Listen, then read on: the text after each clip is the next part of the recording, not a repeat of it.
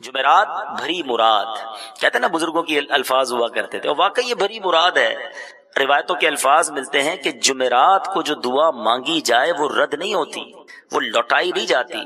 खास दुआ मांगने की भी रात है और खास दुरूद पढ़ने की भी रात है। अहादीस में जुमेरात की रात और जुमे के दिन के दुरूद के फजाइल अलग से लिखे, अहादीस अलग से मेरे आका ने बयान फरमाई है। तो प्यारे इस्लामी भाइयों, जब भी जुमेरात आए, जब भी जुमा का दिन आए, कसरत के साथ दुरूद पाक पढ़ें। आप अपनी लाइफ को बेहतर बनाने के लिए क्या क्या चाहते हैं? मुसलमान है ना, तो मरते वक्त क्या चाहते हैं, कयामत में क्या चाहते हैं, महशर वाले दिन आपकी क्या तमन्ना है? पहले उन तमन्नाओं को लिख लें। अब मैं कुछ बातें बयान कर रहा हूं, सुनते जाइए। अगर आप बीमारी से शिफा चाहते हैं तो दुरूद पाक पढ़िए। आप कर्ज से नजात चाहते हैं तो दुरूद पाक पढ़िए। आप रोजी में बरकत चाहते हैं तो दुरूद पाक पढ़िए।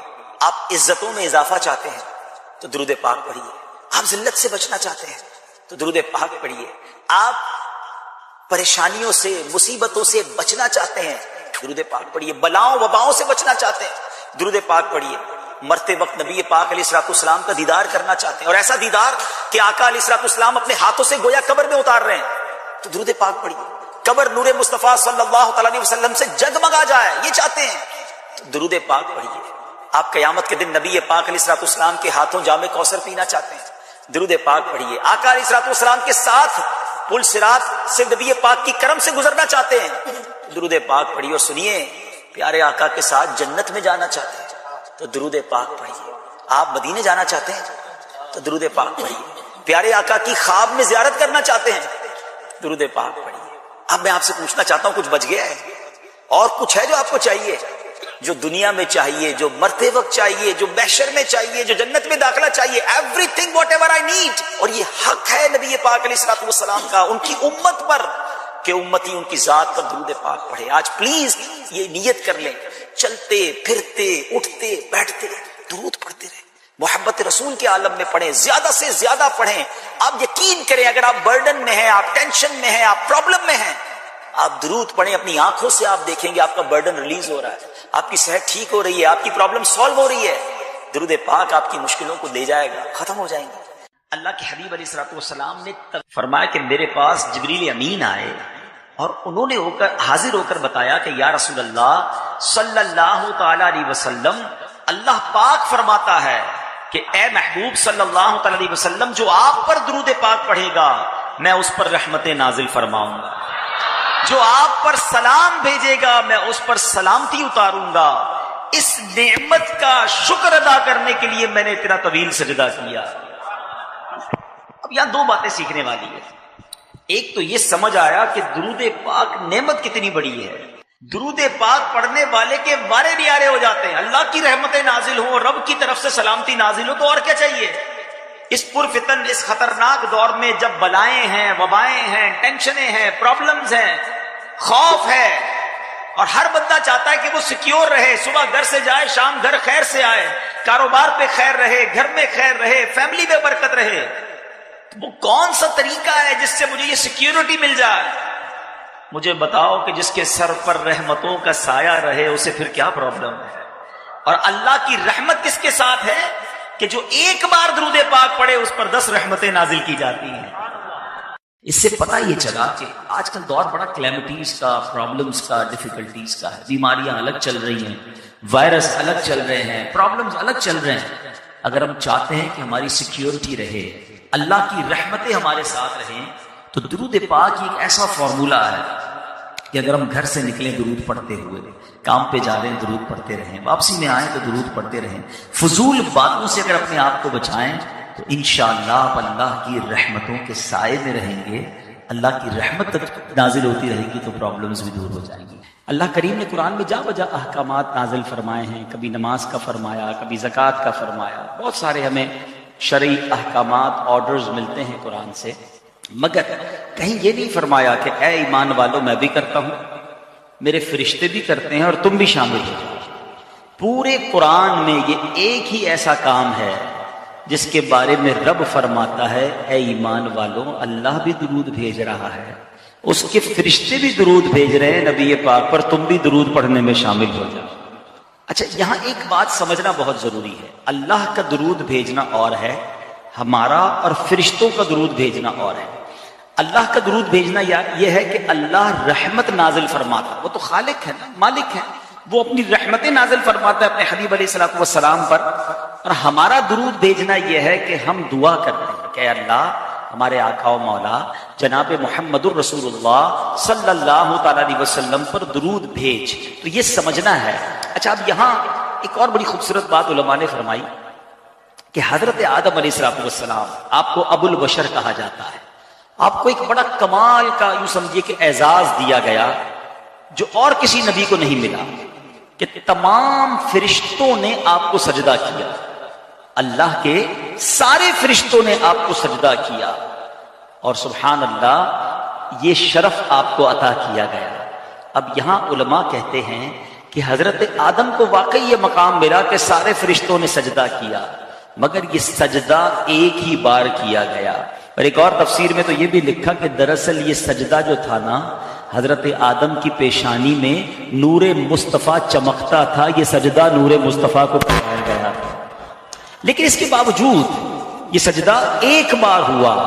اور میرے آقا کی شان یہ ہے کہ صرف فرشتے نہیں، اللہ بھی نبی پاک پر درود بھیج رہا ہے. اور ایک بار نہیں، یہ نہیں کہا قرآن نے کہ اللہ اور اس کے فرشتوں نے ایک بار درود بھیج دیا، اے ایمان والو اب تم درود بھیجو. نہیں، تھوڑی سی عربی گرامر جانتے ہیں وہ جانتے ہیں یہاں لفظ استعمال ہوا یصلون. اس کا مطلب یہ ہے کنٹینیو، مسلسل ہونے والا کام. تو سبحان اللہ، یہ اللہ اور اس کے فرشتے مسلسل درود بھیج رہے ہیں، اللہ مسلسل رحمت نازل فرما رہا ہے. تو اب سچی بات یہ ہے کہ ہمارے آقا کو ہمارے درود کی حاجت نہیں ہے. جس نبی علیہ الصلوۃ والسلام کی بارگاہ میں خربوں بھی تھوڑے ہیں. ہاں، فرشتے کتنے ہیں ہم کاؤنٹ ہی نہیں کر سکتے. ہاں، یہ خود قرآن میں رب عز و جل نے ایک جگہ خوب ارشاد فرمایا. اللہ فرماتا ہے وَمَا يَعْلَمُ جُنُودَ رَبِّكَ إِلَّا هُوَ. اللہ فرماتا اور اللہ اور تیرے رب کے لشکروں کو اس کے علاوہ کوئی نہیں جانتا. اللہ کے لشکروں کو. اور پھر فرمایا فرشتے اللہ کا سب سے بڑا لشکر ہے.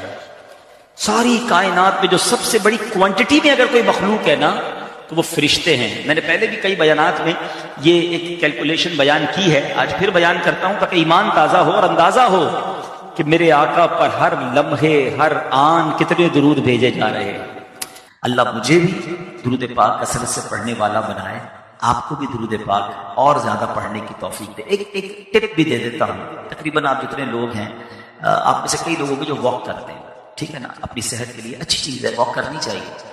لیکن اگر آپ اپنے واکنگ ٹائم کو درود ٹائم بنا دیں، اپنے واکنگ ٹائم کو ذکر ٹائم بنا دیں، جہاں بھی واک کرتے ہیں، چاہے آپ ٹریڈ مل پہ کرتے ہیں یا کسی پارک میں جا کے کرتے ہیں، جب بھی واک کریں آپ شوز پہنتے ہی ہوں گے، ساتھ ساتھ تسبیح بھی لے لیں. اس واکنگ میں اور کیا کرنا ہے آپ. لیکن اگر آپ چلتے چلتے درود پڑھ رہے ہیں، اس کے دو فائدے ہوں گے. ایک تو ایک پرٹیکولر اچھی تعداد میں درود آپ پڑھ لیں گے. دوسرا، جدھر جدھر چلتے ہوئے جائیں گے وہ ساری جگہ آپ کے درود پڑھنے کی گواہ بن جائے گی.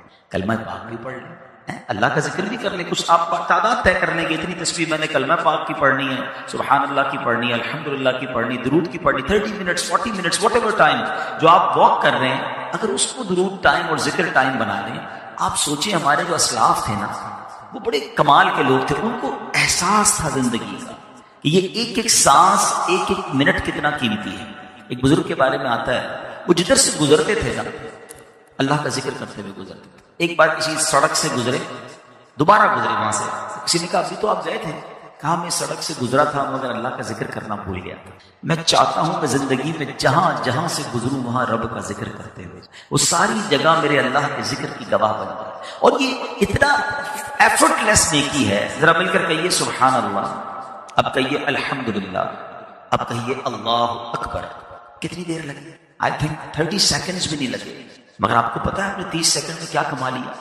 آپ جتنی بھی بڑی پوسٹ پہ ہوں، آپ کبھی اپنی پوری ارننگ جو بھی آپ مہینے میں کماتے ہیں، چاہے وہ ملینز میں ہو، اس کو کبھی کیلکولیٹ کیجئے گا کہ 30 سیکنڈ میں کتنے بنتے ہیں. تو وہ چند روپے ہی بنیں گے، چند 100 روپے ہی بنیں گے، کیونکہ پورے مہینے کی ہے نا. 30 سیکنڈز میں بلینر بھی چند 100 روپے ہی کماتا ہے، چند ہزار کما لے گا. مگر آپ کو اندازہ ہے آپ نے 30 سیکنڈ میں ابھی کیا کمایا ہے. میرے نبی کے سچے وعدے ہیں جو ایک بار سبحان اللہ کہتا ہے اللہ اس کے لیے جنت میں درخت لگا دیتا ہے. کاش کہ ہم استغفار کرنے والے بن جائیں. اور آپ کو شاید پتہ نہیں ہے استغفار جہاں گناہوں کی معافی ہے نا، وہاں یہ بہت سارے مسائل کے حل کی کنجی بھی ہے. آپ اگر پرابلم میں ہیں، روزی کے مسائل ہیں، اولاد نہیں ہو رہی ہے، یا کوئی بھی پرابلم ہے، واقعہ سنیے. حضرت امام حسن بصری رحمۃ اللہ تعالی، بہت بڑے بزرگ، ایک شخص آیا آ کر کہتا ہوں بارش نہیں ہو رہی ہے، قحط کی پوزیشن آ گئی ہے، بارش نہیں ہو رہی، دعا فرمائے تو وظیفہ عطا فرمائے. آپ نے فرمایا استغفار کرو. وہ چلا گیا. اچھا ایک بزرگ بیٹھے تھے ان کے پاس، حضرت ربیع بن صبیح رحمۃ اللہ، وہ دیکھ رہے تھے. دوسرا بندہ آیا، کہتا حضور تنگ دستی ہے، کاروبار میں ڈاؤن ہے، رزق میں تنگی ہے. آپ نے فرمایا استغفار کرو. پھر تیسرا شخص آیا، کہتا حضور اولاد نہیں ہو رہی ہے، حصول اولاد کے لیے وظیفہ لینا ہے. فرمایا استغفار کرو. چوتھا بندہ آیا، وہ کہتا کہ حضور میرے باغ میں، فصلوں میں پیداوار کی کمی ہے. فرمایا استغفار کرو. حضرت ربیع بن صبیح کہتے ہیں حضور پہلا بندہ الگ پرابلم لے کر آیا، دوسرا الگ، تیسرا الگ، چوتھا الگ، چاروں کو ایک ہی دوائی، چاروں کو ایک ہی وظیفہ، استغفار استغفار. آئے ہائے، بڑوں کی بڑی باتیں ہیں. قرآن میں بھی پڑھتا ہوں، قرآن آپ بھی پڑھتے ہیں، مگر دیکھو اللہ والے کیسے پڑھتے ہیں. کیا خوبصورت جواب دیا آپ نے. آپ فرماتے ہیں سورہ نوح پارہ 29 آیت نمبر 10 سے 12 کی آپ نے تلاوت فرمائی. اب ذرا قرآن سنیے گا. بسم اللہ الرحمن الرحیم. استغفروا ربکم انہ کان غفارا یرسل السماء علیکم مدرارا ویمددکم باموال وبنین ویجعل لکم جنات ویجعل لکم انہارا.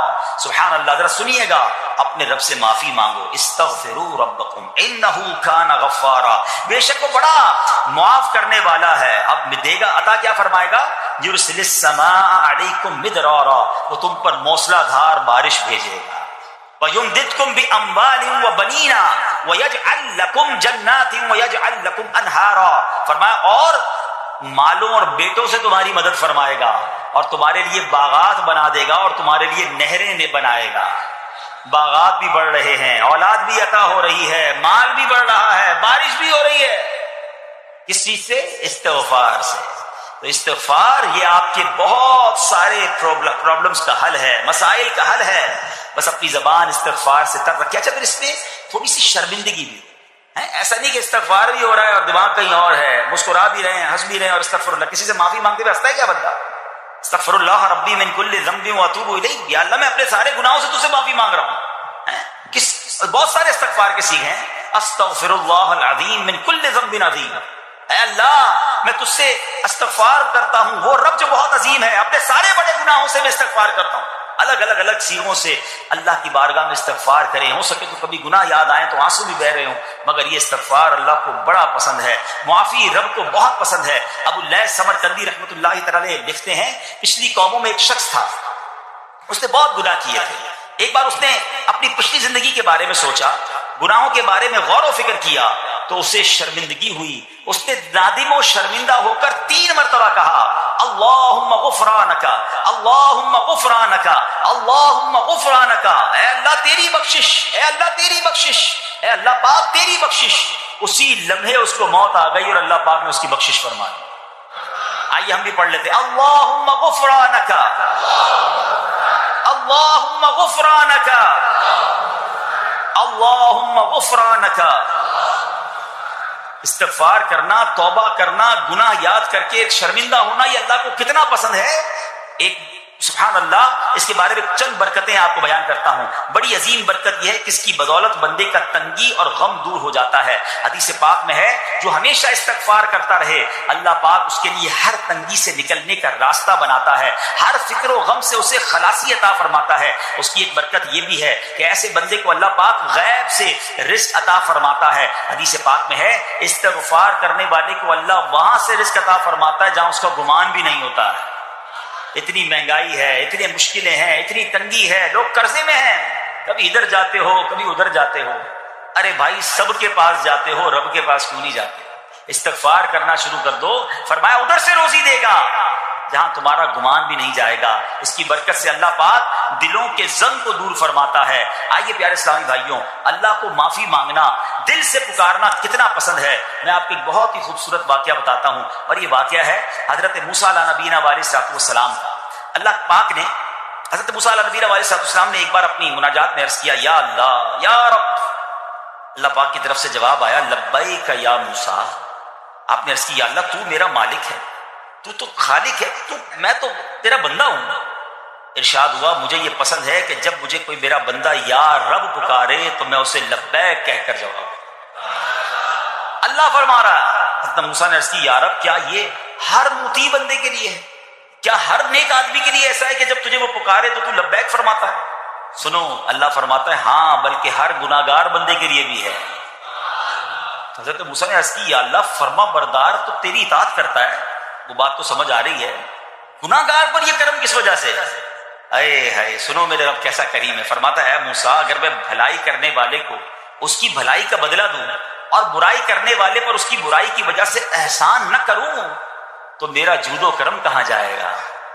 اللہ فرماتا ہے میرا پھر کرم میری رحمت کس لیے ہے؟ برائی کرنے والا بھی گناہ کرنے والا بھی مجھے پکارتا ہے، میں اسے بھی لبیک کہہ کر جواب دیتا ہوں. حضرت موسیٰ علیہ نبینا علیہ السلام کو ایک بار وحی نازل ہوئی کہ اے موسیٰ فلاں علاقے میں جاؤ، ہمارا ایک نیک بندہ اس کا انتقال ہو گیا ہے، جا کے اس کو غسل دو، اس کو کفن دو اور اس کا جنازہ پڑھو. حضرت موسیٰ وہاں پہنچ گئے اور جب وہاں جا کر آپ نے لوگوں سے کہا کہ مجھے فلاں بندے کے پاس لے جاؤ جس کا انتقال ہوا ہے، مجھے غسل دینا ہے، کفن پڑھنا ہے، جنازہ پڑھنا ہے. لوگوں نے کہا حضرت یہ تو زمانے کا گناہگار بڑا بےہودہ بڑا بدکار شخص تھا، آپ کو رب کا حکم تھا، آپ نے غسل بھی دیا، کفن بھی پہنایا، جنازہ بھی پڑھا، پھر رب کی بارگاہ میں عرض کی مولا بندے تو یہ کہہ رہے ہیں یہ تو بہت برا آدمی تھا، تو نے مجھے بھیجا اور فرمایا تیرا پیارا بندہ، میں نے جنازہ بھی پڑھ دیا، غسل اور کفن بھی دیا. اب ذرا آپ سوچیں کہ کسی کا جنازہ حضرت موسیٰ پڑھ دیں تو اس کی تو بخشش کا تو کوئی مسئلہ ہی کوئی نہیں نا، وہ تو اللہ کے نبی جس کا جنازہ پڑھے غسل دے تو یا اللہ تو نے ایسا انتظام فرما دیا. تو رب کریم کی طرف سے پتہ ہے کیا جواب آتا ہے؟ اللہ فرماتا ہے اے موسیٰ بندے سچ کہتے ہیں، یہ بندہ واقعی بڑا گناہگار تھا. جو علاقے والے شہر کے لوگ کہہ رہے ہیں نا ٹھیک کہہ رہے ہیں، یہ بندہ تھا ہی ایسا. یا اللہ جب اتنا گناہگار تو اتنی بڑی مہربانی کس وجہ سے؟ ارشاد ہوا اے موسیٰ اس بندے نے مرنے سے پہلے مجھ سے 5 کلمات کے ذریعے بات کی، مناجات کی، مجھے پکارا، 5 سینٹنس تھے، 5 کلمے تھے، اور اے موسیٰ اس کی وجہ سے میں نے اس کی مغفرت فرما دی. حضرت موسیٰ کہتے ہیں یا اللہ وہ 5 کلمے تو بتا دے، وہ 5 کیسے جملے تھے کہ علاقے میں سب سے مشہور بدکار اور اس کا انتقال ہو تو رب مغفرت بھی فرمائے اور اپنے نبی کو فرمائے جا کے جنازہ پڑھو. تو آپ نے کہا یا اللہ وہ 5 کلمات بتا دے. اب ذرا یہ 5 کلمات سنیے گا. ایکچولی جو بات سمجھنی ہے نا، استغفار ہے کیا، معافی مانگنا ہے کیا، توبہ کیا ہے. اللہ فرماتا نا کہ ہم نے سنا کہ جو بندہ اللہ سے استغفار کرتا ہے اللہ اسے دیکھ کر مسکراتا ہے. اس کی وجہ یہ کہ بندہ رب کی بارگاہ میں اپنے آپ کو سرنڈر کرتا ہے، اپنے گناہ یاد کرتا ہے، اپنی کم مائگی کا اظہار کرتا ہے. وہ کہتے ہیں نا الندم التوبہ، شرمندگی توبہ ہے. شرمندہ ہو جائے نا انسان. دنیا میں پتہ کیا معاملہ ہے، ہم کسی عدالت میں جا کر کہہ دیں ہم نے جرم کیا ہے، اقبال جرم، ٹھیک ہے، تو کیا ہوتا ہے؟ جج کہتا ہے پھر اس کو گرفتار کرو اور سزا سناؤ. بندہ خود ہی مان رہا ہے، گواہوں کی ضرورت کیا ہے؟ دنیا کی عدالت میں اقبال جرم پر سزا ملتی ہے. میرے رب کی رحمت کی عدالت دیکھو، بندہ وہاں جا کر اقبال جرم کر لے، شرمندہ ہو جائے، معافی مانگ لے، اللہ اس کے سارے گناہ معاف فرما دے. یہ فرق ہے دنیا والوں میں اور رب کی عدالت میں. سبحان اللہ. وہ حضرت موسیٰ کہتے ہیں یا اللہ وہ 5 کلمے بتا، اور بتائے گئے تو وہ 5 کلمے سنیے گا ذرا. وہ بندہ کہتا ہے مرنے سے پہلے اے رب تو جانتا ہے میں نیکوں سے محبت کرتا ہوں اگرچہ خود نیک نہیں ہوں. یا رب تو جانتا ہے میں فاسقوں سے بغض رکھتا ہوں اگرچہ میں خود فاسق ہوں. سمجھ رہے بات؟ اے اللہ نیکوں سے پیار کرتا ہوں، مجھے پتا ہے میں خود نیک نہیں ہوں. میں گناہ گاروں سے نفرت کرتا ہوں حالانکہ میں خود بھی گناہ گار ہوں. کہیں بھی اپنی بڑائی نہیں ہے، میں گناہ گار، میں بدکار، مگر اللہ میں پیار کرتا ہوں نیک لوگوں سے. تیسرا جملہ کیا تھا؟ یا رب اگر مجھے معلوم ہو جائے کہ میرے جنت میں داخل ہونے سے تیری ملکیت میں کوئی کمی آ جائے گی تو اللہ میں تجھ سے پھر جنت کا سوال کرنا چھوڑ دوں گا. مجھے یہ پتا ہے یا اللہ تو نے مجھے جنت میں داخل کیا نا، تیری جنت میں کوئی کمی نہیں آئے گی، بہت بڑی ہے، اب مجھے داخل بھی کرنے سے تیرا کچھ نہیں جائے گا. اگر کچھ جاتا ہوتا تو یا اللہ میں جنت تیرے سے مانگنا چھوڑ دیتا. چوتھا جملہ کیا ہے؟ اے رب اگر مجھے معلوم ہو جائے کہ مجھے جہنم میں داخل کرنے سے تیری ملکیت میں اضافہ ہو جائے گا تو میں پھر جہنم سے پناہ نہیں مانگوں گا. یعنی اگر تو تیرے ملک میں تیری شان میں اضافہ ہو رہا ہے مجھے جہنم میں ڈالنے سے، پھر تو میں نہیں کہوں گا تجھے کہ جہنم سے نکال. مگر مجھے پتا ہے تو پہلے ہی مالک ہے، تو پہلے ہی خالق ہے، سب کچھ تیرا ہے، مجھے جہنم میں ڈالنے سے تیری کوئی ملکیت میں اضافہ نہیں ہونا. اور آخری بات کیا کہتا ہے؟ یا رب اگر تو مجھ پر رحم نہ کرے گا تو پھر کون کرے گا؟ اللہ فرماتا ہے اے موسیٰ میں نے اس پر رحم کیا، یہ میرے کرم کے لائق تھا، میرے کرم کے لائق نہیں تھا کہ میں اسے ناکام لوٹا دیتا۔ جب اس نے یہ کلمات کہے تو میں نے اسے درگزر فرمایا، اس کی مغفرت فرما دی، اور میں ہی بخشنے والا مہربان ہوں۔ تو اے میرے پیارے اسلامی بھائیوں، آج وہ کام سیکھ کے جانا ہے، سمجھ کے جانا ہے، جس کو جو بندہ کرتا ہے تو رب کی رحمت گویا مسکراتی ہے۔ وہ یہ ہے کہ اللہ سے معافی مانگتے رہیں، استغفار کرتے رہیں، اللہ کو راضی کرنے کی کوشش کرتے رہیں، اپنے گناہوں پر ندامت رکھیں۔ کوئی تنگی کا شکار ہو، کوئی غربت کا شکار ہو، کوئی پریشانی کا شکار ہو، بہت غور سے یہ واقعہ سنیں۔ آپ کی زوجہ نے کہا کہ آٹا ختم ہو گیا ہے، اب روٹی کیسے بنے گی، کھانا کیسے بنے گا؟ آپ نے اپنی زوجہ محترمہ سے فرمایا کہ تمہارے پاس کچھ رقم ہے جس سے آٹا خریدا جا سکے؟ تو اس نے عرض کی کہ جی میرے پاس 1 درہم ہے جو اون بیچ کر حاصل ہوا ہے۔ آپ نے فرمایا لاؤ وہی درہم مجھے دے دو تو میں بازار میں جا کے آٹا لے آتا ہوں۔ آپ دکان پر آٹا لینے گئے، گھر میں 1 ہی درہم اور اس درہم کا بھی آٹا لینا ہے جس کا کھانا کھانا ہے۔ جب آٹے والے کی دکان پر پہنچے تو ایک فقیر وہاں آن پہنچا اور اس فقیر نے کہا کہ اے ابو المسلم خولانی، ایسا کرو یہ 1 درہم مجھے دے دو، مجھ پر صدقہ کر دو۔ آپ وہاں سے پلٹے، تھوڑا آگے گئے، دوسری دکان پر گئے، فقیر وہاں بھی آ گیا، کہنے لگا یہ 1 درہم آپ مجھ پر صدقہ کر دیں۔ فقیر پیچھے لگا رہا، آخر کار آپ نے وہ 1 درہم جو گھر سے لے کر آئے تھے آٹے کے لیے اس فقیر پر صدقہ کر دیا۔ ایمٹی ہینڈڈ، خالی ہاتھ ہو گئے۔ سوچنے لگے اب گھر والوں کو کیا جواب دوں گا، اللہ کی راہ میں صدقہ تو کر دیا ہے، اب گھر واپس لوٹوں گا تو کیا بتاؤں گا، کھانے کے لیے انتظار میں ہے، آٹا لینے گیا ہوں۔ تو اب خالی تھیلا لے کر آئے تھے گھر سے، تو آپ نے لکڑی والے کی دکان پر گئے جو لکڑی کا کام کرتا ہے، کارپینٹر جو ہوتا ہے، اس کے پاس آپ نے دیکھا ہوگا برادہ پڑا ہوتا ہے، چورا بالکل، آپ نے اس تھیلے میں برادہ بھر لیا، اور تاکہ تھیلا بھر جائے اب گھر گئے، دستک دی، تھیلا پکڑایا اور خود باہر فوراً باہر سے چلے گئے۔ میں منہ کیا دکھاؤں گا گھر والوں کو کہ چلو وہ تھیلا پکڑ کے اندر جائیں، اتنی دیر میں گھر سے دور چلا جاؤں۔ آپ دور چلے گئے، گھر والوں نے تھیلا کھولا تو اس میں نہایت عمدہ قسم کا آٹا موجود تھا، بڑا زبردست آٹا۔ گھر والوں نے روٹیاں بنائی، انتظار کر رہے ہیں کہ حضرت کب آئیں گے۔ اب آپ شرمندہ، آپ باہر گھوم رہے ہیں کہ وقت گزر جائے، گھر والے سو جائیں، وقت جو ہے وہ بھوک کا ٹائم تھوڑا گزر جائے۔ اب سارا دن گھر نہیں گئے، آپ کی زوجہ محترمہ انتظار کرتی رہی۔ اب آپ رات کو چپکے سے گھر میں داخل ہونے لگے کہ گھر والوں کی ڈانٹ بھی سننی ہے کہ ہم نے پیسے دیے تھے آٹا لانے کو، آپ لکڑی کا برادہ دے گئے، مگر ان کو نہیں پتا تھا اندر کہانی کچھ اور ہو گئی ہے۔ اب آپ کی فیملی انتظار کر رہی ہے کہ کب آئیں، بھوکے ہیں، ان کو اتنا اچھا ہمیں آٹا دے کر گئے، بہترین قسم کی روٹیاں بنی ہیں، آئیں تو حضرت کو کھانا پیش کیا جائے۔ آپ چپکے سے گھر میں داخل ہوئے تو آپ کی زوجہ محترمہ فوراً سامنے آ گئی۔ اب آپ شرمندہ، مگر آپ کی زوجہ محترمہ بہترین قسم کی روٹیاں انہوں نے سامنے پیش کی۔ آپ حیران ہوئے کہ یہ کہاں سے آیا؟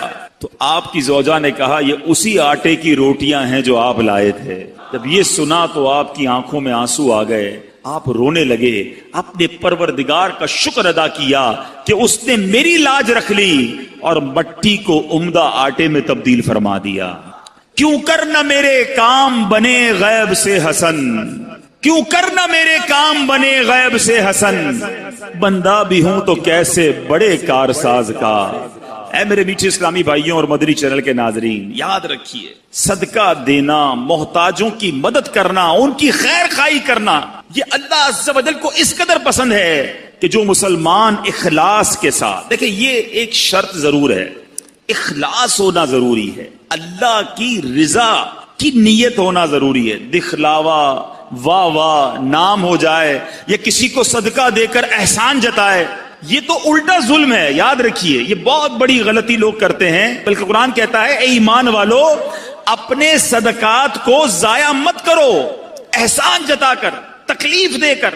اب یہاں کسی کو پیسے دیے، الٹا پھر اس کو یاد دلاتے، یاد ہے نا تمہیں نوکری لگائی تھی، یاد ہے نا تمہیں جناب میں نے قرضہ دیا تھا، وہ دن بھولے تو نہیں جب بچے کی شادی کروائی تھی۔ کتنا ذلیل ہوتا ہوگا شخص، کتنا دل دکھتا ہوگا اس کا۔ تو ذرا غور کیجئے میٹھے اسلامی بھائیوں، کبھی بھی کسی کی مدد کریں، احسان نہیں جتانا، اللہ کے لیے، اللہ کی رضا کے لیے کام کیا تو اخلاص کے ساتھ جو لوگوں کے دل خوش کرتے ہیں، سبحان اللہ، تو اللہ تبارک و تعالیٰ ایسے بندے کو محتاجی کے باوجود کسی کے آگے شرمندہ نہیں ہونے دیتا بلکہ اس کی سوچ سے بڑھ کر نوازتا. بعض اوقات کچھ لوگ صدقہ دیتے وقت، خیرات دیتے وقت، اللہ کی راہ میں خرچ کرتے وقت یہ سوچتے ہیں کہ دوسروں کو دے دیں گے تو ہمارا کیا ہوگا، ہمارے کام کیسے بنیں گے، سب کو بانٹ دیں گے تو ہمارے رزق کا کیا ہوگا. غور سے سنیے، حضرت سیدتنا اسماء رضی اللہ تعالی عنہا فرماتی ہیں نبی پاک علیہ الصلوۃ والسلام نے مجھ سے ارشاد فرمایا صدقہ و خیرات مت روکو. سنیے، صدقہ و خیرات مت روکو کہیں تمہارا رزق نہ روک دیا جائے. جو لوگ بعض اوقات تنگی کا شکار ہوتے ہیں نا، وہ چیک کریں، یار میں نے صدقہ خیرات دینا تو نہیں روک دیا، میں نے اللہ کی راہ میں خرچ کرنا تو نہیں روک دیا. یہ خرچ کرنا ہی ملٹیپلائی کر کے واپس لاتا ہے. ایک اور روایت میں آتا ہے گن گن کر خرچ نہ کرو ورنہ وہ رب کریم بھی تمہیں گن گن کر عطا فرمائے گا. جو لوگ گن گن کر دیتے ہیں نا، بس بھائی زکوٰۃ پوری ہو گئی، اتنا ہی دینا تھا، اب اگلے سال آنا. ارے رب کریم تمہیں عطا فرمائی جا رہا ہے، تم بھی بانٹے چلے جاؤ، تم بھی دیتے چلے جاؤ، وہ اور اپنے خزانوں سے عطا فرمائے گا. اے میرے میٹھے اسلامی بھائیوں، سیدنا امام بدر الدین عینی رحمت اللہ تعالی علیہ، جو ابھی میں نے حدیث پڑھی کہ پیارے آقا علیہ الصلوۃ والسلام نے فرمایا صدقہ و خیرات مت روکو کہیں تمہارا رزق نہ روک دیا جائے. اس حدیث کے تحت فرماتے ہیں اس خوف سے اپنے مال کو صدقہ کرنے سے مت روکو کہ وہ ختم ہو جائے گا، کیونکہ اللہ عز و جل تم پر مال کی تنگی فرما دے گا، یہ تجھ سے مال روک لے گا اور رزق کے وسائل ختم فرما دے گا.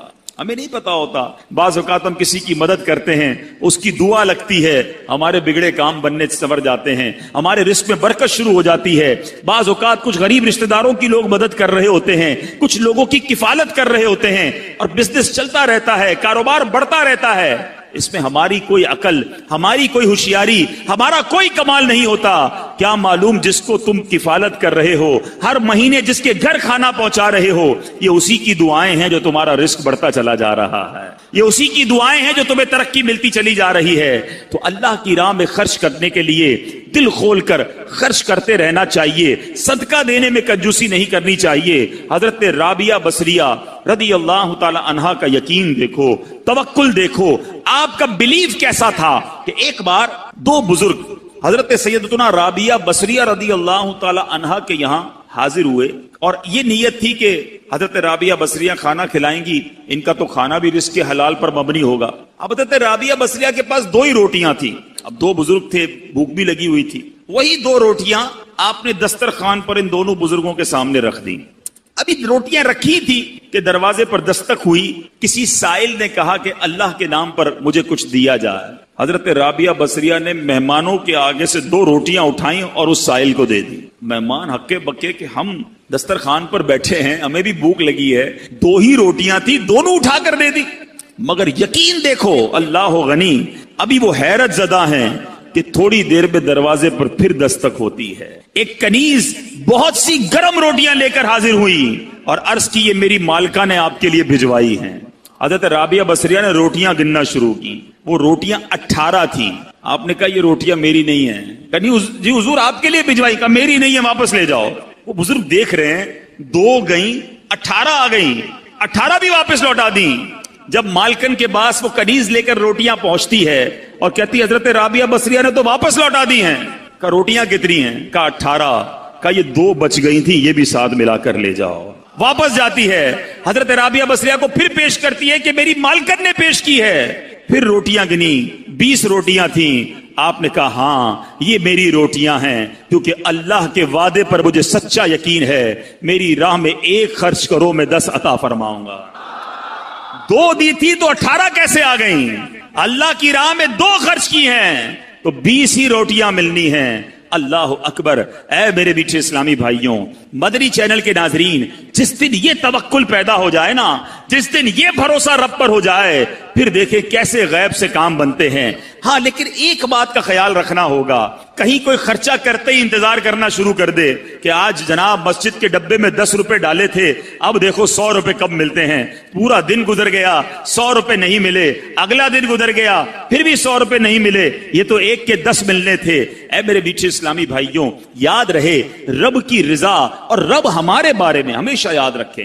اللہ کے جو فیصلے ہیں نا، اس پر یقین کر لو کہ اللہ کے جو فیصلے ہمارے بارے میں ہے نا، وہ ہم سے بہتر رب جانتا ہے، اور رب ہمارے لیے ہمیشہ بہتر فیصلہ فرماتا ہے۔ ضروری نہیں کہ آپ نے صدقہ دیا آپ کا مال ہی بڑھ جائے، ہو سکتا ہے اس صدقے کی وجہ سے آپ سے کوئی آفت دور ہو جائے، آپ سے کوئی مصیبت دور ہو جائے۔ مجھے بتائیں، آپ نے 10 روپے دیے مسجد میں، 100 روپے نہیں ملے، لیکن آپ پر آپ کا ایکسیڈنٹ ہونے والا تھا، وہ ایکسیڈنٹ سے آپ بچ گئے۔ آپ پر کوئی خطرناک بیماری آنے والی تھی، آپ اس سے بچ گئے، تو وہ 100 روپے اچھے تھے یا ایکسیڈنٹ سے بچنا اچھا تھا؟ تو اللہ کے فیصلوں پر یقین ہونا چاہیے۔ احادیث میں انشاءاللہ آگے بیان بھی کروں گا، احادیث بھری ہوئی ہیں، بہت ساری احادیث ہیں کہ صدقہ بری موت کو دور کرتا ہے، صدقہ بلا کو دور کرتا ہے، صدقہ مصیبتوں کو دور کرتا ہے، صدقہ تنگی کو دور کرتا ہے۔ تو اے میرے میٹھے اسلامی بھائیوں، صدقہ دینے میں دل کی خوشی کے ساتھ اللہ کی راہ میں خرچ کرنا چاہیے۔ ایک اور واقعہ سنیے کہ کس طرح صدقے سے بلائیں دور ہوتی ہیں۔ سیدنا اکرمہ رضی اللہ تعالیٰ عنہ فرماتے ہیں کہ ایک ملک کا بادشاہ بہت ظالم اور کنجوس تھا، بڑا ظالم بادشاہ، اور ایسا عجیب و غریب کنجوس کہ اس نے اعلان کر دیا کہ میرے ملک میں اگر کسی نے مسکین یا فقیر کو صدقہ کیا تو اس کے کوئی غریب کی مدد نہ کرے، اگر ایسا کوئی کرے گا تو میں اس کے ہاتھ کاٹ دوں گا۔ یعنی خود غریب کی مدد بھی نہیں کرنی اور پورے ملک میں بھی کوئی غریب کی مدد نہ کرے۔ بڑا عجیب و غریب اعلان تھا۔ اچھا جناب، اب ایک خاتون تھی، لوگ تو خوف سے ڈر گئے تھے، کوئی صدقہ نہیں دے رہا تھا، کوئی خیرات نہیں دے رہا تھا۔ ایک دن فقیر مجبور ہو کر ایک عورت کے پاس آیا اور کہا مجھے اللہ کے راہ میں کچھ دو، میں بہت بھوکا ہوں، کھانے کے لیے کچھ نہیں۔ وہ عورت نے بھی بادشاہ کا اعلان سنا ہوا تھا، وہ بھی ڈری ہوئی تھی، اس نے بھی صدقہ دینے سے اس نے سوچا کہ صدقہ دوں گی تو میرے بھی ہاتھ کٹ جائیں گے، لیکن فقیر نے کہا مجھے اللہ عز و جل کی رضا کی خاطر کچھ تو کھانے کو دے دو۔ وہ التجا کرتا رہا، آخر اس عورت کے دل میں رحم آ گیا، اس عورت نے اس فقیر کو صدقہ دے دیا، کھانے کو دے دیا۔ اب 2 روٹیاں دی اسے کھانے کو، فقیر روٹیاں لے کر دعائیں دیتا ہوا چلا گیا۔ بادشاہ کو پتا چل گیا کہ ملک میں ایک ایسی عورت ہے جس نے کسی فقیر کو صدقہ دیا۔ اس نے اپنے بندے بھیجے اور اس خدا ترس رحم دل عورت کے دونوں ہاتھ کاٹ دیے گئے، اس کے دونوں ہاتھ کٹ گئے۔ اب میٹھے اسلامی بھائیوں، کچھ عرصے کے بعد بادشاہ نے اپنی والدہ سے کہا کہ مجھے اپنی مملکت کی سب سے حسین لڑکی سے شادی کرنی ہے۔ اس کی ماں نے جب معلومات کروائی تو پتا چلا پورے ملک میں ایک لڑکی سب سے زیادہ حسین ہے، مگر اس میں ایک خامی یہ ہے کہ اس کے دونوں ہاتھ نہیں ہیں۔ اس نے بادشاہ سے کہا، بادشاہ نے لڑکی کو دیکھا، اسے پسند آئی، اس سے شادی کر لی اور وہ عورت اب ملکہ بن گئی۔ جس نے 2 روٹیاں صدقہ کی، ہاتھ کٹ گئے، اب وہ بادشاہ کی زوجہ بن گئی۔ بڑی زندگی آرام سے گزرنے لگی، مگر ایک اور امتحان اس کی زندگی میں باقی تھا۔ پھر کیا ہوا کہ کیونکہ اور بھی اس کی بیویاں تھیں بادشاہ کی، نئی نویلی دلہن کے ساتھ بادشاہ بہت وقت گزارتا، بڑی نوازشات کرتا، دوسری جو بیویاں تھیں وہ حسد کرتی تھیں۔ ایک مرتبہ بادشاہ طویل عرصے کے لیے ملک سے باہر گیا تو بادشاہ کی بیویوں کو اچھا موقع ملا، انہوں نے بادشاہ کو خط میں لکھا کہ تمہارے پیچھے تمہاری جو بیوی ہے، نئی دلہن جو ہے، وہ برے کام کرتی ہے، اس کا کردار اچھا نہیں۔ بادشاہ نے بغیر کسی تحقیق کے حکم دے دیا کہ میری بیوی کو اٹھایا جائے اور جنگل میں پھینک دیا جائے، محل سے نکال کر جنگل میں پھینک دو۔ اب وہ عورت جنگل میں پہنچ گئی، بیابان جنگل تھا، اس کا ایک بیٹا بھی ہو گیا تھا بادشاہ سے۔ اب اتنی دیر میں میرے میٹھے اسلامی بھائیوں، وہ عورت اس جنگل میں نہر میں پانی پینے کے لیے جھکی تو اس کے ہاتھ سے وہ بچہ بھی پانی میں گر گیا، زور زور سے رونے لگی، بچہ بھی پانی میں ہے، دونوں ہاتھ بھی نہیں ہیں، پکارے تو کسے پکارے؟ اچانک 2 خوبصورت نوجوان آئے، انہوں نے کہا کیوں رو رہی ہیں؟ کہا میرا بچہ پانی میں چلا گیا ہے۔ اس نے فوراً اس نوجوان نے آگے جا کر اس بچے کو پانی سے نکالا، کہا اور آپ کو کچھ چاہیے تو بتائیے، کوئی اور آپ کی خواہش ہو تو بتائیے، کچھ اور آپ دعا کرنا چاہیں تو اس عورت نے کہا کہ میرے ہاتھ مجھے واپس مل جائیں۔ ان نوجوانوں نے دعا کی، اللہ تعالیٰ نے دونوں ہاتھ بھی اسے واپس کر دیے۔ اب ان نوجوانوں نے اس عورت کو کہا کہ آپ جانتی ہیں ہم کون ہیں، ہم دونوں کون ہیں؟ تو عورت نے کہا میں تو نہیں جانتی، البتہ یہ معلوم ہے آپ کی برکت سے میرا بچہ بھی مل گیا، میرے ہاتھ بھی واپس آ گئے۔ وہ 2 نوجوان کہتے ہیں ہم تیری وہی 2 روٹیاں ہیں جو تو نے غریب سائل کو دی تھی۔ صدقہ اللہ کی راہ میں خرچ کرنا کب کہاں کام آتا ہے۔ اس عورت کو 2 روٹیوں کے بدلے 20 روٹیاں نہیں ملی، حضرت رابعہ بصریہ کو 20 روٹیاں ملی تھی۔ ہو سکتا ہے کوئی کیلکولیشن کرنے والا کہے یار میں 1000 روپے دوں گا 1 لاکھ روپے مل جائیں گے، نہیں ملے۔ مگر اس کو ہاتھ واپس مل گئے، بچہ واپس مل گیا۔ کیا معلوم مجھ پر اور آپ پر کوئی بلا آنے والی ہو، کوئی مصیبت آنے والی ہو، کوئی بیماری آنے والی ہو، اگر اللہ کی راہ میں صدقہ دیں، کسی غریب کی مدد کریں اور اس کے دل سے دعا نکلے اور اللہ کریم ہم سے وہ مصیبت کو ٹال دے، تو اے میرے میٹھے اسلامی بھائیوں، مدنی چینل کے ناظرین جو آج کورنگی میں مجھے سن رہے ہیں، بعض اوقات جب صدقہ اور خیرات کی بات آتی ہے تو بعض لوگوں کے ذہنوں میں یہ بات آتی ہے میں تو خود غریب ہوں، میں تو خود پریشان ہوں، میں تو خود نوکری کرتا ہوں، میں تو خود کرائے کے گھر میں رہتا ہوں، ارے میں صدقہ اور خیرات کیسے دوں؟ یہ غلطی ہے میرے میٹھے اسلامی بھائیوں۔ یاد رکھیے اللہ تبارک و تعالیٰ کی بارگاہ میں اخلاص دیکھا جاتا ہے، رب کی بارگاہ میں کوانٹٹی نہیں کوالٹی دیکھی جاتی ہے۔ کوئی لاکھوں صدقہ کرے، اخلاص نہیں، اس کے صدقے کا کوئی فائدہ نہیں۔ کوئی 1 روپیہ صدقہ کرے اور اللہ کی رضا کے لیے اخلاص کے ساتھ کرے، کیا معلوم وہی روپیہ اس کی مغفرت کا ذریعہ بن جائے۔ تو نیت بارگاہ الہی میں دیکھی جاتی ہے، یہ گویا اللہ سے کاروبار ہے۔ اس کو خرچ کرتے وقت دل میں ملال نہ لانا، اللہ نے تھوڑے دیے ہیں تھوڑے خرچ کرتے رہو، جب وہ زیادہ عطا فرمائے زیادہ خرچ کرتے رہو، اللہ کی راہ میں خرچ کرتے رہا کرو، وہ رب کریم تمہارا ملٹی پلائی کر کر بہت زیادہ بڑھا کر تمہیں عطا فرمائے گا۔ اے میرے میٹھے اسلامی بھائیوں، قرآن مجید فرقان حمید میں صدقہ دینے والے، اللہ کی راہ میں خرچ کرنے والوں کے کیسے کیسے فضائل بیان ہوئے، سبحان اللہ۔ قرآن صدقہ کرنے والوں کی تعریف اور صدقہ کرنے کی ترغیب دیتے ہوئے کیا ارشاد فرماتا ہے، چنانچہ پارہ 27 سورہ حدید آیت نمبر 18 میں اللہ تبارک و تعالی فرماتا ہے، ان المصدقین والمصدقات واقرضوا اللہ قرضا حسنا یضاعف لهم ولهم اجر کریم۔ ترجمہ کنز ایمان، بے شک صدقہ دینے والے مرد اور صدقہ دینے والی عورتیں اور وہ جنہوں نے اللہ کو اچھا قرض دیا ان کے دونے ہیں اور ان کے لیے عزت کا ثواب ہے۔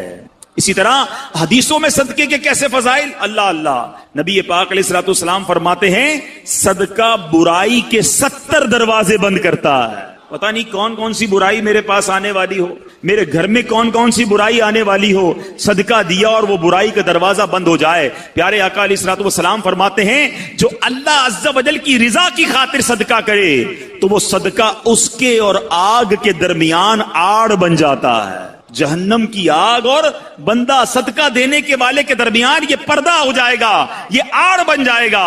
نبی پاک علیہ الصلوۃ والسلام فرماتے ہیں صدقہ دو اے بیماروں جو مجھے سن رہے ہو، جو یہاں بیمار بیٹھے ہیں، جن کے گھروں میں بیمار ہیں، جو مدنی چینل کے ناظرین مجھے سن رہے ہیں، سنو میرے آقا علیہ الصلوۃ والسلام فرماتے ہیں صدقہ دو اور صدقے کے ذریعے اپنے مریضوں کا مداوا کیا کرو، بے شک صدقہ حادثات اور بیماریوں کی روک تھام کرتا ہے اور یہ تمہارے اعمال اور نیکیوں میں اضافے کا باعث ہے۔ سبحان اللہ، بیماریاں دور ہو جائیں، حادثے دور ہو جائیں، میں کہتا ہوں ساری دنیا کی دولت ہو ہمارے پاس اور اللہ نہ کرے کوئی ایسا ایکسیڈنٹ ہو جائے کہ نہ بندے کے پیر رہیں نہ ہاتھ رہیں اور معذور ہو جائے، پھر دولت کس کام کی؟ اللہ صحت دے، عافیت دے، حادثات سے بچائے، آفتوں سے بچائے۔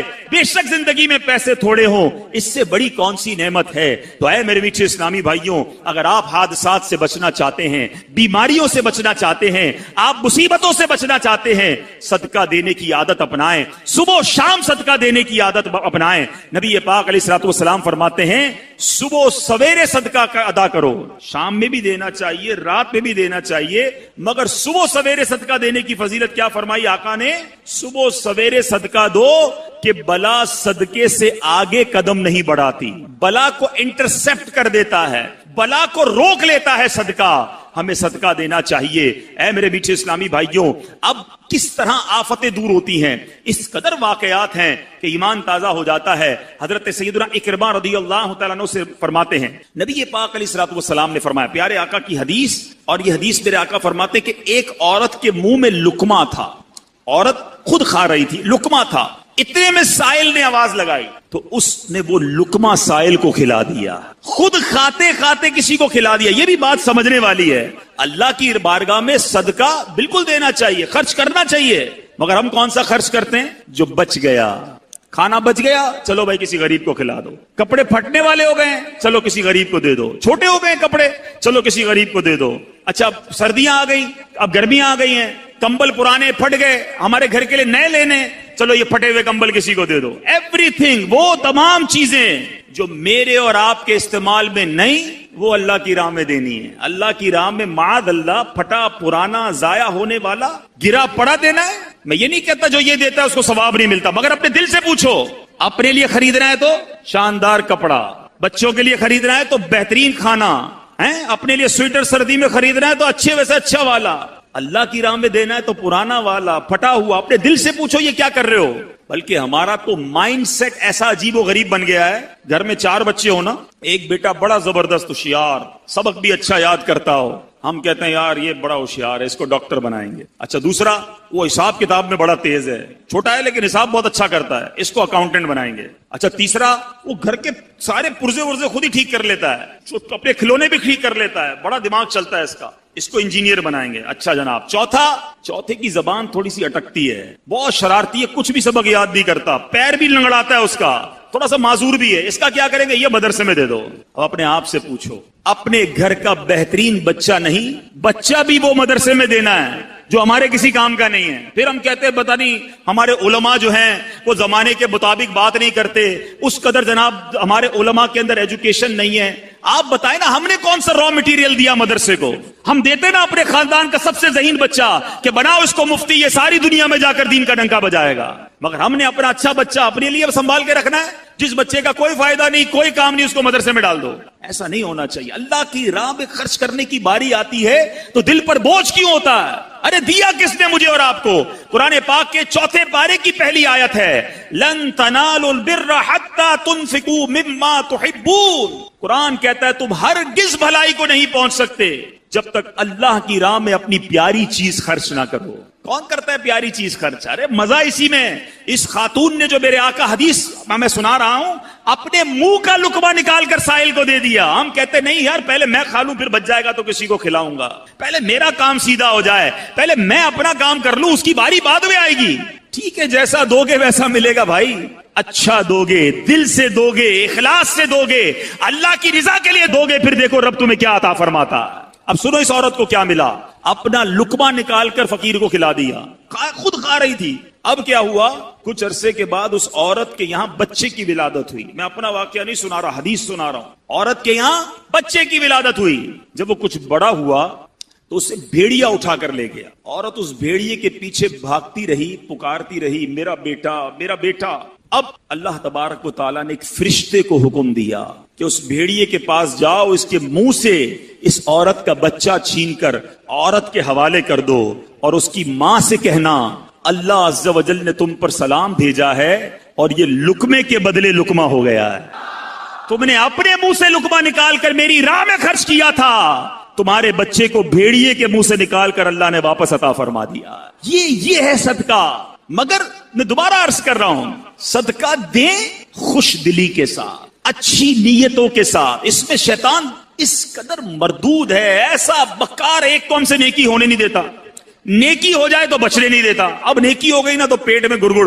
اب بتاؤ کسی کو بھائی میں نے غریب کو 5,000 دیے ہیں، میں نے اس کی بچی کی شادی کرائی ہے، میں نے مسجد میں قالین بچھائے ہیں، آج کل بڑی گرمی تھی جناب، اللہ کا شکر ہے میں نے مسجد میں کولر لگا کر دیا. کیوں بتانا ہے سب کو؟ ذرا صدقہ کیا اب سب کو بتانا ہے. اعلان کرواتے ہیں امام صاحب، اب امام صاحب نہیں ہے ورنہ وہ بتاتے کہ خاص طور پر پرچی آئے گی کہ فلاں حاجی صاحب کے لیے خاص دعا کریں، مسجد کے لیے 5,000 روپے دیے ہیں، مسجد کے لیے پنکھا لگا کر دیا ہے، مسجد کے لیے کولر لگا کے دیا. کیوں میرا اور آپ کا دل چاہتا ہے کہ میرا خاص اعلان ہونا چاہیے، میرے نام لے کر بتائیں لوگوں کو کہ میں نے یہ خرچہ کیا ہے. اپنے آپ سے پوچھو یہ اللہ کے لیے خرچ کر رہے ہو یا لوگوں کو بتانے کے لیے کر رہے ہو؟ ضائع کر دیتے ہیں ہم، خرچ کر کے ضائع. اور غلطی کیا کرتے ہیں کہ جو عام غریبوں کی مدد کرتے ہیں ان پر احسان جتاتے ہیں. اتنا سخت جرم ہے، اتنی شدید دل آزاری ہے. میں ایک واقعہ نہیں بھولتا. ایک بزنس مین تھے، ان کے پاس گیا اور ہم گئے تھے دعوت اسلامی کی احتیاط کے لیے. بہت پیسے والا شخص تھا. ہم بیٹھے تھے، چائے لے کر اس کا ایک ملازم آیا. اب یقین کریں اس بندے نے اس ملازم کے سامنے کہا کہ میں نے اس کی بچی کی شادی کروائی ہے، اس کو گھر دلوایا ہے، پوچھیں اس سے. آپ مجھے کہتا پوچھیں اس سے. میں اس ملازم کو دیکھ رہا تھا، یعنی ایسا فیل ہو رہا تھا کہ اس کا جی چاہ رہا تھا زمین پھٹے اور میں اندر چلا جاؤں. آپ کیا چاہتے ہیں یہ کہہ کر؟ اپنے صدقے دے کر کسی کو ذلیل کرنا چاہتے ہیں؟ اپنے بارے میں سوچو نا کہ مجھے کبھی کسی سے مدد لینے کی ضرورت پڑے اور مجھے بعد میں وہ کہے کہ میں نے تمہارے ساتھ 4 آدمیوں کے سامنے کہے تمہارے ساتھ یہ بھلائی کی تھی، تو بندہ کتنا افسردہ ہو کہ یار میں نے اس سے کیا مدد لے لی، یہ تو جب دیکھو مجھے ذلیل کرتا۔ یہ بہت بڑی غلطی ہے۔ یہ صدقہ تو گیا، صدقہ تو ضائع ہو گیا۔ قرآن کہتا ہے اپنے صدقوں کو ضائع مت کرو، الٹا گناہ ہو گیا، آپ نے دل آزاری کی، اسے ذلیل کیا۔ اللہ اکبر۔ امہات المومنین حضرت عائشہ صدیقہ رضی اللہ تعالی عنہ، اور ایک اور ہماری امی حضور کا طریقہ سنو، اسلاف کیسے تھے۔ اللہ اکبر۔ وہ جب کسی اپنے غلام کو پیسے دیتی نا، کہتی جاؤ کسی غریب کو صدقہ کر کے آؤ، تو کہتی اس سے ہمارے لیے اس صدقے کے بدلے دعا نہ کروانا۔ کیوں؟ کہ صدقے کا بدلہ اللہ سے لیں گے۔ اچھا اگر وہ کوئی دعا دے دیتا تو کہتی دعا نوٹ کروا کے آنا، نوٹ کر کے آنا۔ اب وہ غلام آ کے بتاتا کہ اما حضور میں نے ایک غریب کو پیسے دیے، آپ کا دیا ہوا صدقہ دیا، اس نے آپ کو یہ والی 4 دعائیں دی ہیں۔ آپ ہاتھ اٹھاتی اور وہی 4 دعائیں اس غریب کے حق میں کرتی، فرماتی دعا کا بدلہ دعا ہو گیا، صدقے کا ثواب اللہ سے لیں گے۔ یہ مائنڈ سیٹ کہ ہم کسی سے کیوں مدد چاہیں، ہم کسی سے ریپلائی کیوں چاہیں۔ ہمارا ایک اور طریقہ کیا ہوتا ہے، اچھا یا تو احسان نہیں جتائیں گے نا، تو صدقہ دے کر کیا کہیں گے، اب جس کو صدقہ دیا نا یا جس کی مدد کی، گھر بنا دیا، شادی کر دی، قرضہ دے دیا، اب دل میں تمنا ہوگی میں جب بھی جاؤں نا یہ میری عزت کرے، میری رسپیکٹ کرے، مجھے چائے پہ بلائے، میں اس کے گھر جاؤں تو اسپیشل طریقے سے بٹھائے مجھے۔ یہ کیوں تمنا ہے کہ جو میں نے صدقہ دیا ہے اس کا ریپلائی ملے؟ بلکہ یہاں تک ہوتا ہے کسی کو عمرے پہ بھیج دے نا، کوئی مدینے بھیج دے، عمرے پہ بھیج دے، ہر چکر میں میرے لیے دعا کرنا، ہاں میرے نام کا عمرہ کرنا، بار بار سرکار کی بارگاہ میں میرا سلام پیش کرنا صلی اللہ تعالی علیہ وسلم۔ خود سوچئے کہ آپ جو دے رہے ہیں اس کا بدلہ چاہ رہے ہیں، ارے آپ دے دیجئے اور اللہ سے بدلے کی امید رکھیے، وہ رب کریم بہترین بدلہ عطا فرمائے گا۔ تو بہرحال میرے پیچھے اسلامی بھائیوں، آج یہ ذہن بنا لیجئے کہ ہم نے انشاءاللہ ہر حال میں، غربت میں، تنگی میں، فراخی میں، کشادگی میں، ہر عالم میں انشاءاللہ ہم صدقہ اور خیرات کرتے چلے جائیں گے۔ اعلیٰ حضرت امام اہل سنت نے دیکھو کیسے فوائد لکھے، سنتے جائیے، جھومتے جائیے اور زور زور سے سبحان اللہ کہتے جائیے۔ اعلیٰ حضرت فرماتے ہیں صدقہ دینے سے عمریں زیادہ ہوں گی، رزق کی وسعت اور مال میں کثرت ہوگی، اس کی عادت سے کبھی محتاجی نہ ہوگی، خیر و برکتیں پائیں گے، آفتیں بلائیں دور ہوں گی، بری قضا ٹلے گی، 70 دروازے برائی کے بند ہوں گے، 70 قسم کی بلا دور ہوگی، ان کے شہر آباد ہوں گے، شکستہ حالی دور ہوگی، خوف اندیشہ زائل اور اطمینان خاطر حاصل ہوگا، مدد الہی شامل ہو جائے گی، رحمت الہی ان کے لیے واجب ہوگی، ملائکہ ان پر درود بھیجیں گے، رضا الہی کے کام کریں گے، ان کے گناہ بخشے جائیں گے، مغفرت ان کے لیے واجب ہوگی، ان کے گناہوں کی آگ بجھ جائے گی، روز قیامت دوزخ سے امان میں رہیں گے، آتش دوزخ ان پر حرام ہوگی، اور اللہ نے چاہا تو نبی پاک کی نالین کے صدقے سب سے پہلے داخل جنت ہوگا۔ پھر کیوں نہ صدقہ و خیرات کریں، پھر کیوں نہ اللہ کی راہ میں خرچ کریں۔ ارے دیا بھی رب نے ہے، میرے اور آپ کے پاس تو کچھ بھی نہیں نا اپنا، کس نے دیا ہمیں؟ اللہ نے دیا، اللہ نے دیا، اسی کی راہ میں خرچ کریں، پھر وہ انعام بھی دے، ملٹیپلائی کر کے عطا بھی کرے، پھر بھی ہم کنجوسی کریں، ایسا نہیں کرنا چاہیے۔ اور جو بانٹنے والا، پہلے ایک تعریف آج سمجھ لیں، 4 قسم کے لوگ ہوتے ہیں۔ ایک ہوتا ہے جواد، جس کی عادت ہوتی ہے جھوٹ، ایک ہوتا ہے سخی، جواد کے بعد آتا ہے سخی، پھر کنجوس جس کو عربی میں بخیل کہتے ہیں، اور ایک اس سے بھی نیچے کا درجہ ہے جس کو کہتے ہیں شوہ۔ ٹھیک ہے، اب ان چاروں کی تعریف سمجھ لیں۔ جواد کون ہوتا ہے؟ جواد وہ ہوتا ہے جو اپنی ذات پر خرچ نہ کرے، دوسروں پر خرچ کرتا رہے، اور ہمارے آقا جواد ہیں۔ نبی پاک اعلیٰ حضرت لکھتے ہیں نا، واہ کیا جود و کرم ہے شہ بطحا تیرا، نہیں سنتا ہی نہیں مانگنے والا تیرا۔ آقا بانٹتے بانٹتے بانٹتے، یہاں تک روایتوں میں لکھا کہ نبی پاک کے پاس کوئی ظاہری نعمت ہوتی، صحابہ آتے، نبی پاک بانٹتے رہتے، اب ظاہری نعمت ختم ہو گئی، اب کوئی سائل آ جاتا، آقا یہ نہ فرماتے میرے پاس ختم ہو گیا ہے، نہیں ہے، فرماتے جاؤ فلاں دکان سے میرے نام سے خرید لو، اس کو رقم میں ادا کر دوں گا۔ جواد نہیں، سنتا ہی نہیں مانگنے والا تیرا، اس وصف تک تو شاید ہم نہ پہنچ سکیں۔ اب آتے ہیں سخی۔ سخی کیا ہے؟ سخی کی تعریف یہ ہے جو اپنی ذات پر بھی خرچ کرے اور دوسروں پر بھی خرچ کرے، یہ بندے کو بننا چاہیے، سخی ہونا چاہیے۔ پھر آتے ہیں بخیل، کنجوس۔ کنجوس یہ جو اپنی ذات پر خرچ کرے، کسی اور پر خرچ نہ کرے، بس میں اپنا ہی کروں گا، کسی اور کا نہیں، زکوٰۃ بھی نہ دے، پورے صدقے بھی ادا نہ کرے، یہ ہے بخیل۔ اور چوتھا اس سے بھی گیا گزرا، وہ کون ہے؟ شح، عربی میں کہتے ہیں وہ شخص ہے، انگریزی میں اسے کہتے ہیں اسٹنجی، مجھے اردو کا لفظ نہیں مل رہا، مکھی چوس کہہ لیں اس کو، واللہ عالم۔ وہ شخص ہے جو نہ اپنی ذات پہ خرچ کرے نہ کسی اور پر خرچ کرے۔ ایسے بھی ہوتے ہیں، خود بھی فقیر، اتنا پیسہ ہے، اپنے اوپر بھی خرچ نہیں کرنا، کپڑے بھی نہیں سلوانے، کھانے بھی نہیں پکانے، بچوں کو بھی نہیں دینا، باہر بھی نہیں دینا۔ ایسے لوگوں کے تو پھر بچے بھی انتظار کرتے ہیں کہ کب ابا جائیں گے دنیا سے تو پھر ہماری باری آئے گی۔ تو اللہ ہمیں بخیل اور شو ہونے سے بچائے، سخاوت کی نعمت عطا فرمائے۔ اب حدیث سناتا ہوں، یہ دونوں تعریفیں کیوں بیان کی؟ حدیث پاک سنیں گے تو آپ کو سمجھ آئے گا کہ سخاوت اللہ کو کتنا پسند ہے اور سخی اللہ کو کتنا پسند ہے۔ ان ابی ہریرہ قال قال رسول اللہ صلی اللہ علیہ وسلم السخی قریب من اللہ قریب من الجنہ قریب من الناس بعید من النار۔ سخی جو ہے وہ تین چیزوں کے قریب، ایک سے دور ہوتا ہے۔ آقا فرماتے ہیں سخی اللہ کے قریب ہوتا ہے، سخی جنت کے قریب ہوتا ہے، سخی لوگوں کے قریب ہوتا ہے، ہاں ایک چیز سے دور ہوتا ہے۔ نبی پاک فرماتے ہیں بعید من النار، وہ دوزخ سے دور ہوتا ہے نا خوش نصیب۔ اب اسی حدیث کا اگلا حصہ سنو، آقا فرماتے ہیں والبخیل بعید من اللہ، اللہ سے دور، بعید من الجنہ، جنت سے بھی دور، بعید من الناس، وہ لوگوں سے بھی دور ہوتا ہے، قریب من النار، وہ جہنم کے قریب ہوتا ہے۔ اب غور کیجئے کیا بننا ہے، سخی یا بخیل، کنجوس؟ آگے میرے آقا فرمائے جاہل ہو اور سخی ہو وہ اللہ کی بارگاہ میں مقبول ہے، افضل ہے، کس سے؟ کہ سخی ہو، کنجوس ہو مگر عابد ہو، عبادت گزار ہے، ایک طرف جاہل ہے مگر وہ جاہل سخی ہے، عبادت گزار کنجوس ہے، وہ اللہ کو پسند نہیں ہے، سخی ہے مگر جاہل ہے، وہ اس کی نسبت اللہ کی بارگاہ میں افضل ہے۔ تو اے میرے میٹھے اسلامی بھائیوں، سخاوت کا وصف اپنے اندر رکھیے۔ ایک بڑی پیاری بات، کسی عالم سے پوچھا گیا کہ یہ بتائیے کہ سخاوت بہتر ہے یا شجاعت؟ بڑا خوبصورت سوال ہے۔ سخاوت تو سمجھ گئے نا، اللہ کی راہ میں خرچ کرنا، اپنی شجاعت کس کو کہتے ہیں؟ بہادری، بڑا بندہ طاقتور ہو، بہادر ہو۔ سوال کیا گیا سخاوت بہتر ہے یا شجاعت، میں بہادر بنوں یا سخی بنوں؟ بڑی کمال کا جواب دیا، کہتے ہیں اللہ جسے سخاوت دینا اسے شجاعت کی ضرورت ہی نہیں ہوتی ہے کہ لوگ خود بخود سخی کے سامنے چت ہو جاتے ہیں، سخی کے پیار کرنے والے بن جاتے ہیں، اس کی مدد کرنے، اس کو لڑائی کی ضرورت ہی نہیں پڑتی، اس کو طاقت کی ضرورت ہی نہیں پڑتی، اس کی سخاوت ہی اس کے کام بنا دیتی ہے۔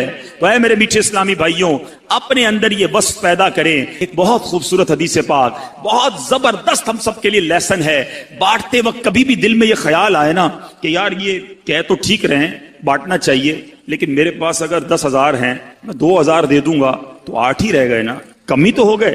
یہ کہہ رہے ہیں بڑھ رہے ہیں، کم بڑھ کہاں رہے ہیں، کم ہو رہے ہیں۔ اب میں جتنے بھی دیتا جا رہا ہوں میرے تو جیب سے بھی کم ہو رہے ہیں، اکاؤنٹ سے بھی کم ہو رہے ہیں، اور مولانا صاحب کہہ رہے ہیں بڑھ جائیں ہیں۔ آپ سنو میرے آقا کی حدیث پاک، سبحان اللہ۔ ان عائشہ رضی اللہ تعالی عنہا انہم ذبحوا شاۃ، بی بی عائشہ فرماتی ہیں کہ اہل بیت نے بکری ذبح کی، فقال النبی صلی اللہ علیہ وسلم ما بقی منہا، آقا علیہ الصلوۃ والسلام نے فرمایا اس میں اس بکری میں سے کیا بچا؟ اہل بیت نے بکری ذبح کی، تقسیم کی، آقا نے پوچھا ما بقی منہا، اس میں کیا بچا؟ قالت ما بقی منہا الا کتفھا، کہتی حضور کاندھے کے سوا کچھ نہیں بچا ہے، سب بانٹ دیا، بکری کا کندھا بچ گیا ہے۔ اللہ اکبر۔ نبی پاک فرماتے ہیں بقیہ کلھا غیر کتفھا، آقا فرماتے ہیں اے عائشہ کندھے کے سوا سب بچ گیا ہے۔ تھوڑی دیر بعد سمجھ آئے گی بات، مگر کمال کی بات کی ہے میرے آقا نے، سمجھ آئی بات؟ کاندھے کے سوا کچھ نہیں بچا، بی بی عائشہ نے کہا۔ نبی پاک فرماتے ہیں اے عائشہ کاندھے کے سوا سب بچ گیا ہے، یعنی جو بٹ گیا ہے وہ بچ گیا ہے، جتنا باٹا ہے وہی جمع ہو گیا آخرت کے اکاؤنٹ میں۔ تو تو ایک بات ذہن میں رکھو کہ آج میں اور آپ جو خرچ کر رہے ہیں، جو اللہ کی راہ میں دے رہے ہیں، وہ ہم سب کے آخرت کے اکاؤنٹ میں جمع ہو رہا ہے، وہ ہم سب کو انشاءاللہ وہاں جا کر ملے گا۔ اے میرے میٹھے اسلامی بھائیوں، صدقہ کس طرح ہمارے جو ہے وہ مال کو بڑھاتا ہے۔ بہت خوبصورت بات مفتی احمد یار خان فرماتے ہیں، زکوٰۃ دینے والے کی زکوٰۃ ہر سال بڑھتی رہتی ہے۔ تجربہ ہے کہ کسان جو بیج کھیت میں پھینک کر آتا، اب دیکھیں نا، کسان اگر پوری بوری بیج کی لے کر جائے، کھیت میں پھینک کر آ جائے، آپ کہیں یار کیسا جاہل تھا، پوری بوری خالی کر کے آ گیا۔ لیکن عقل مند کیا کہے گا، آج بوری خالی کی ہے، کچھ دنوں کے بعد ٹرک بھر کر واپس آئے گا۔ اسی طرح گھر کی جو ہے وہ مال سے جو صدقہ نکالتے ہیں، کنویں کا پانی آپ نے دیکھا ہوگا، جتنا کنویں سے پانی نکالے وہ بھرتا ہی رہتا ہے، وہ بھرتا ہی رہتا ہے، کنواں خالی نہیں ہوتا۔ تو اللہ کی راہ میں خرچ کرنے والا یقین رکھے کہ انشاءاللہ مال میں بھی برکت ہوگی اور آخرت کے اکاؤنٹ میں بھی جمع ہو جائے گا۔ تو بہرحال میرے میٹھے اسلامی بھائیوں، باتیں تو بہت ساری ہیں، لیکن آج ہم سب یہ نیت کرتے ہیں اب اللہ تبارک و تعالیٰ کی راہ میں دل کھول کر خرچ کریں گے انشاءاللہ۔ اچھا، خرچ کرنے کی جب بھی باری آئے، چاہے صدقہ ہو چاہے زکوٰۃ ہو، سب سے پہلے اپنے غریب مستحق رشتہ داروں کو دیکھیے، یہ سب سے پہلے دیکھنا۔ یہ بعض اوقات غلطی ہو جاتی ہے کہ انسان دوسروں کو بانٹتا ہے، غریب رشتہ دار پریشان ہوتے ہیں۔ حدیث پاک کا مضمون ہے، اللہ تبارک و تعالی ان لوگوں پر نظر رحمت نہیں فرماتا کہ جو غیروں کو بانٹتا رہے اور اس کے اپنے پریشان، اپنوں کو پہلے دیجیے، اس کے بعد اپنے غریب رشتہ داروں کو دینے کے بعد پھر میں آپ سے عرض کروں گا کہ آپ کی دعوت اسلامی جو تبلیغ قرآن و سنت کی غیر سیاسی عالمگیر تحریک ہے، اس کے ساتھ اپنا تعاون ضرور کیجئے۔ لاکھوں لاکھ عاشقان رسول دعوت اسلامی سے وابستہ ہیں، نہ صرف اسلامی بھائی بلکہ اسلامی بہنیں، دعوت اسلامی کے جامعات، دعوت اسلامی کے مدرسۃ المدینہ، دعوت اسلامی کے مدرسۃ المدینہ آن لائن، اسی طرح میرے میٹھے اسلامی بھائیوں مدنی چینل، جیلوں میں مدنی کام، غیر مسلموں میں مدنی کام، اور دنیا بھر میں دعوت اسلامی جو مساجد بنا رہی ہے۔ صرف اگر اسی شعبے کی بات کر لیں، مسجدیں بنانے کے بارے میں، تو دعوت اسلامی ایک سال میں کم و بیش 700 کے قریب مسجدیں بناتی ہے۔ 365 اگر سال کے دن ہیں تو گویا روزانہ کم و بیش 2 مسجدیں ایوریج دعوت اسلامی دنیا بھر میں بنا رہی ہے۔ تو کیوں نہ اس عظیم و شان تحریک کے ساتھ دیا جائے۔ تو نیت کریں انشاءاللہ اپنی زکوٰۃ، اپنے صدقات، اپنا فطرہ، اپنے عطیات میں اپنی دعوت اسلامی کا بھرپور ساتھ دیں گے۔ عائشہ صدیقہ رضی اللہ تعالیٰ عنہ فرماتی، جس کا خلاصہ یہ ہے کہ انہوں نے پیارے آقا علیہ الصلوۃ والسلام سے کچھ اس طرح سوال کیا کہ حضور کیا شعبان آپ کو بڑا پسند ہے، آپ اس مہینے میں اس کثرت سے روزے رکھتے ہیں؟ نبی پاک علیہ الصلوۃ والسلام نے کچھ اس طرح ارشاد فرمایا جس کا مضمون ہے کہ اس مہینے میں ایک رات ہے جس رات بندوں کے اعمال نامے رب کی بارگاہ میں پیش کیے جائیں گے۔ اس رات کو بہت سارے نازک فیصلے ہوتے ہیں، اور میری یہ تمنا ہے کہ جب میرا اعمال نامہ رب کی بارگاہ میں پیش ہو یا جب میں دنیا سے اٹھایا جاؤں تو میں روزے سے ہوں۔ اے میرے میٹھے اسلامی بھائیوں، ہمیں اس مہینے میں خوب روزے رکھنے ہیں، تو نیت کریں انشاءاللہ آج کے بعد ہماری کوئی نماز قضا نہیں ہوگی، رمضان کے پورے روزے رکھیں گے، فلمیں ڈرامے نہیں دیکھیں گے، گانے باجے نہیں سنیں گے۔ سبحان اللہ، اسی مہینے کی یعنی یکم شعبان آپ کو معلوم ہے کن کا مبارک دن ہے؟ یہ محدث اعظم پاکستان مولانا سردار احمد صاحب کا یوم عرس بھی ہے۔ مولانا سردار احمد چشتی قادری رحمت اللہ تعالی مشرقی پنجاب میں 1321 سنہ ہجری بمطابق 1903 سنہ عیسوی پیدا ہوئے۔ آپ نے یکم شعبان المعظم 1382 سنہ ہجری بمطابق 29 دسمبر سن 1962 میں وصال فرمایا۔ آپ کی عظمت و بزرگی میں آپ کی والدہ کی دعاؤں کا بھی عمل دخل تھا۔ آپ کی والدہ اکثر فرمایا کرتی تھی، میرا یہ لاڈلا بچہ عظیم شخصیت کا مالک بنے گا۔ اللہ نے ماں کی دعاؤں کی برکت سے محدث اعظم پاکستان بنا دیا۔ اللہ کریم محدث اعظم پاکستان کے قبر منور پر کروڑوں رحمتوں کی بارش برسائے اور ہم سب کو ان کے فیوز و برکات سے مالا مال فرمائے۔ ہمیں بھی مدنی پھول ملتا ہے، بچوں کے لیے دعائیں کیا کریں۔ ماں باپ بعض اوقات بچوں کو کوسنے دیتے ہیں، تو برباد ہو جائے، تو ذلیل ہو جائے، تو خوار ہو جائے، ہیں معاذ اللہ۔ کبھی ہمیں نہیں پتا کون سا وقت قبولیت کا ہے، ماں کی منہ سے بد دعا نکلی اور بیٹا ہی برباد نہ ہو جائے۔ تو بچہ کیسا بھی ہو، ماں باپ کو دعائیں دینی چاہیے۔ اللہ کی بارگاہ میں ماں باپ کی دعائیں بچے کے حق میں بہت جلد قبول ہوتی ہیں۔ سبحان اللہ۔ اور دوسری شعبان، سبحان اللہ، کس عظیم ہستی کا عرس ہے معلوم ہے آپ کو، جن کے ہم سب پیروکار ہیں، جی ہاں، سیدنا امام اعظم ابو حنیفہ رضی اللہ تعالیٰ عنہ، حضرت نعمان بن ثابت رضی اللہ تعالیٰ عنہ، ان کا یوم عرس جو ہے وہ 2 شعبان المعظم ہے۔ اللہ اللہ، امام اعظم کی کیا بات ہے! کروڑوں حنفیوں کے پیشوا امام اعظم ماہ رمضان اور عید الفطر میں ملا کر 62 مرتبہ قرآن پاک ختم کیا کرتے تھے، 62 ٹائمز قرآن پاک پڑھتے تھے۔ اب ذرا سوچو، عشاء کے وضو سے کئی سال تک فجر ادا کرتے رہے، رات بھر ان کی عبادت میں گزرتی۔ اب ہم سوچیں کہ ہمارا کیا حال